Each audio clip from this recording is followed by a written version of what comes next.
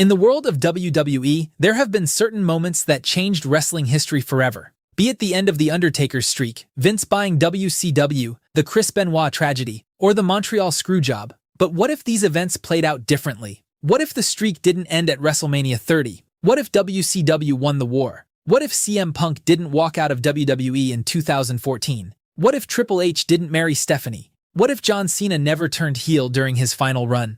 How different would the landscape of pro wrestling look?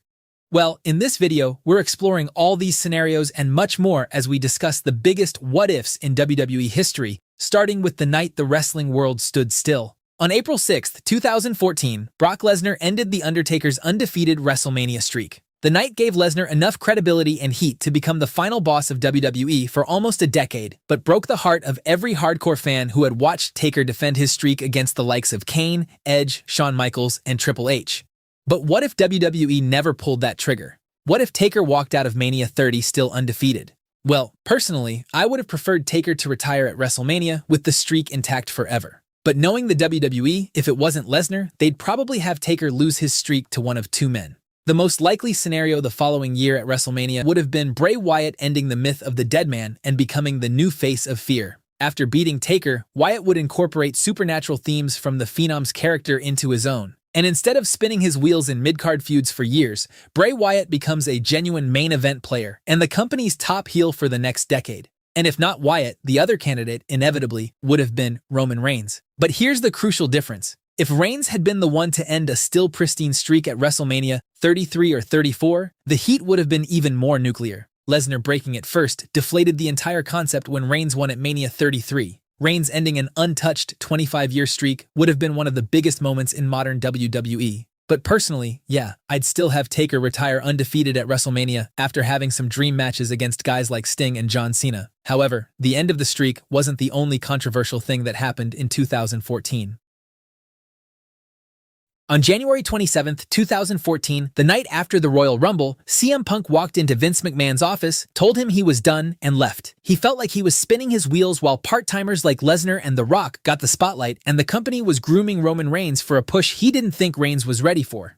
Punk's departure left a massive hole in the roster, and WWE had to change plans heading into Mania. But here's what changes if Punk stays. The most immediate fallout of Punk's exit was Daniel Bryan's WrestleMania 30 story. With Punk gone, WWE needed a babyface to fight against the Authority. Initial plans for Mania 30 were for Punk to face Triple H and Bryan to wrestle Sheamus. After Punk left, Bryan was plugged into that role and delivered one of the greatest WrestleMania moments ever. But in a world where Punk is still on the roster, Bryan likely doesn't get that moment. What Punk's presence does instead is far more compelling in the long run. Seth Rollins turns on the Shield in June 2014. And Rollins, as the corporate champion, spends the majority of 2015 feuding against Punk as the obsessive anti-establishment challenger. And then comes the wild turn. By 2015 or 2016, frustrated with his inability to beat the Authority and with Rollins out due to injury, Punk becomes the corporate champion and feuds against a babyface Roman Reigns heading into WrestleMania 32. That's the match that could have finally made the crowd accept Reigns, because they'd be too busy hating Punk. But the ripple effects don't stop there. Styles arrives in WWE in early 2016. In reality, Punk was already gone. But what if they're both on the roster simultaneously? Styles versus Punk, two guys who defined independent wrestling, now in WWE's biggest arenas. It's the match a generation of fans dreamed about.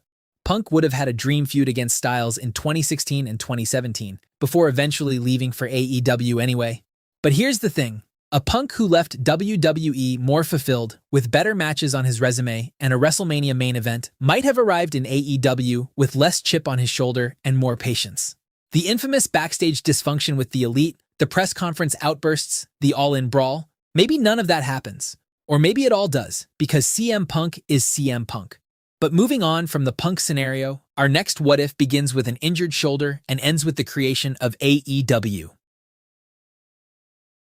At SummerSlam 2016, Finn defeated Seth Rollins to become the inaugural Universal Champion. It should have been the beginning of a new era on Monday Night Raw. Instead, during that very match, he suffered a severe shoulder injury requiring surgery. And 24 hours after his crowning achievement, he was forced to relinquish the title.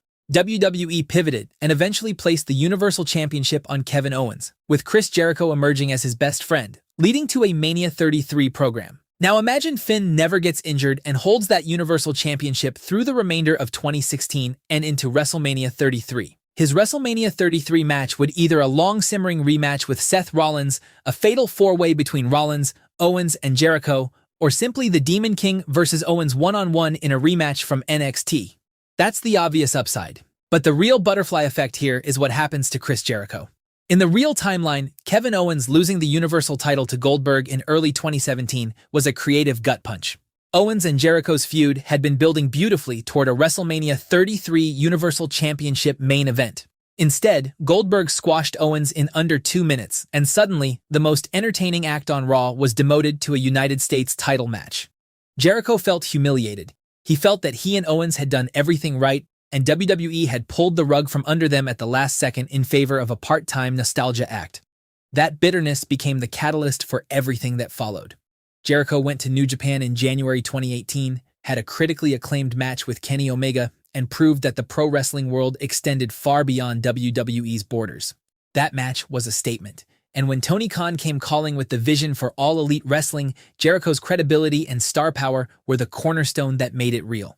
Without Finn's injury, Jericho perhaps doesn't get rug pulled by Vince, stays happy in WWE, probably works a lighter schedule, and never makes that leap to New Japan. And if Jericho never makes that leap, if he never becomes AEW's first world champion and gives the new company its mainstream credibility on night one, does AEW launch in the same way? Does it get the same media attention? Does it even survive its first year? One shoulder injury in Brooklyn didn't just derail Finn's career, it may have inadvertently created WWE's first real competition in 2 decades. But if we're talking about moments that accidentally shaped the entire wrestling industry, nothing compares to our next what if. May 1996. Madison Square Garden. Kevin Nash and Scott Hall were wrestling their final matches on the show before jumping to WCW. But after the show, something unexpected happened. Nash, Hall, Triple H, and Shawn Michaels, all real-life best friends, known backstage as The Clique, embraced in the middle of the ring, in front of the live audience. They broke kayfabe completely, which was an unforgivable sin. Vince McMahon needed someone to punish, and since Hall and Nash were already out the door, and HBK was his golden boy, Triple H took the fall. He was stripped of his planned King of the Ring 1996 victory and replaced. The crown, the throne, and the career-launching platform went instead to Stone Cold Steve Austin. And what Austin did with that moment changed everything. His King of the Ring coronation speech, the infamous Austin 3:16 promo, launched the most important character in WWE history and set the stage for the entire Attitude Era. But what if that never happened? Without the curtain call and its fallout, Triple H wins King of the Ring as originally planned. Austin remains an upper mid-carder, but the rocket ship never launches the same way. So who carries WWE through the Monday Night Wars? Does Triple H become the face of the company? Do we get Vince versus Triple H and The Rock versus Triple H as the top feuds? Does it match the electricity of Austin versus McMahon? What happens to Austin? Does he marry Stephanie and run WWE today? One house show embrace in Madison Square Garden changed the entire landscape of pro wrestling. If there was no curtain call, there might have never been an Austin 3:16, and WWF might have never won the war. And had WCW won, the entire history of professional wrestling takes a different shape. Instead of WrestleMania, we would be tuning in to Roman Reigns versus CM Punk at Starrcade. But while the curtain call reshaped the Attitude Era, our next what if is the biggest missed opportunity of the modern era. By 2009, Jeff Hardy was at his absolute peak. He'd won the WWE Championship at Armageddon 2008 and carried SmackDown as its flagship star through the first half of 2009. The crowd loved him in a way that felt organic, and he was rivaling John Cena in merchandise sales. For that brief window, he was the most beloved babyface in the company. And then CM Punk happened. Punk cashed in his Money in the Bank briefcase on a battered Hardy, launching one of the most underrated feuds of that era. But by August 2009, after losing to Punk in a brutal loser leaves WWE steel cage match, Hardy was gone. He eventually surfaced in TNA, where he had his own messy chapter before eventually returning to WWE years later. But what if Jeff never left in 2009? What if he stayed as the face of SmackDown? The most immediate consequence is Hardy walking into WrestleMania 26 as a legit World Championship contender. A TLC bout between Hardy and The Undertaker for the World Heavyweight Championship at WrestleMania would have been a dream match. But even if the stipulation of Punk versus Hardy was changed from loser leaves WWE to loser leaves SmackDown, things could have been interesting if Hardy went to Raw because Hardy was breathing down Cena's neck in terms of popularity. In an alternate 2010, you slide Hardy onto Raw and suddenly Cena has a babyface rival who the crowd chooses over him. Two fan favorites competing for the same audience's affection with the WWE Championship as the backdrop. And beyond that single program, Hardy would be feuding with Batista, Sheamus, and maybe even crossing paths with a debuting Wade Barrett and the Nexus. But here's the tragic part of this what if. Knowing Jeff, knowing his history, knowing the personal battles he's fought throughout his life, it was probably never going to last forever. At some point, things would have unraveled anyway. He would have eventually left for TNA. We still get the Broken Hardy saga with Matt. We still get his heel run in TNA. Most of the long-term story plays out similarly. But that window of opportunity, roughly WrestleMania 26 through WrestleMania 27, represents a version of Jeff Hardy that never got to exist. And for fans who lived through that era, that's a genuinely painful thing to think about. But speaking of crazy what-if situations, what if John Cena was released in 2002 as planned? I know it sounds absurd, but it was almost reality. By late 2002, John Cena had debuted on SmackDown with a strong showing against Kurt Angle, but then absolutely nothing happened. He was a generic, forgettable lower-card wrestler with nothing that separated him from 100 other guys on the roster. Management saw nothing special in him, and by the end of the year, a release was being seriously considered. What saved him was a bus ride. During a European tour, Cena was freestyling in the back of a talent bus just to kill time. Stephanie McMahon overheard him, saw the charisma and the quick wit in real time, and greenlit the rapper character that revived his career entirely. 2.5 years later, he was WWE champion.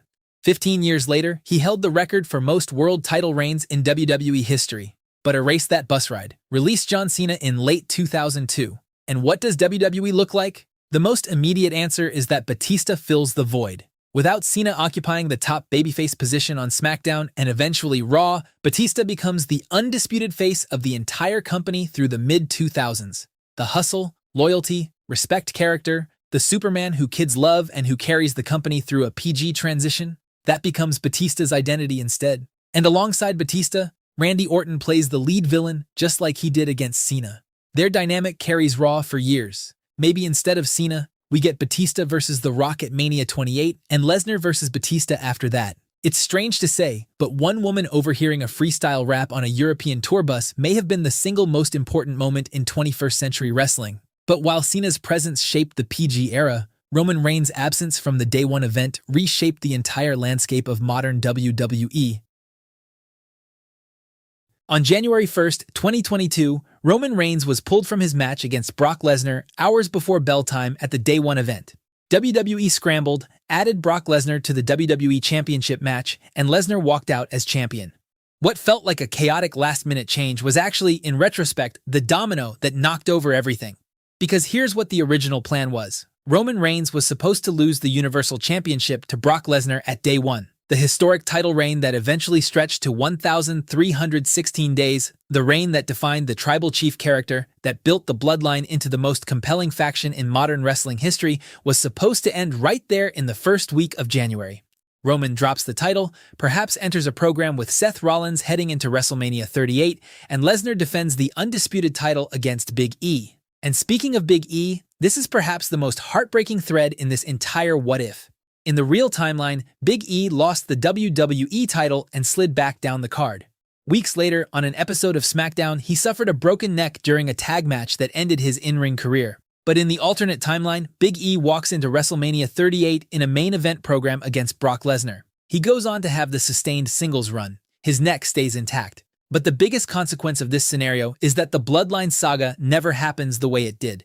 Roman holding both titles simultaneously was the foundation that made the entire Bloodline story possible. Without that unification, without that historic reign, the Bloodline is just another faction. Maybe it still exists, but it never becomes the most critically acclaimed long-term wrestling storyline in modern history. And then there's Cody Rhodes. When Cody returned at WrestleMania 38, he came back to finish a story. But finish it against whom? Does the story become Cody versus Lesnar?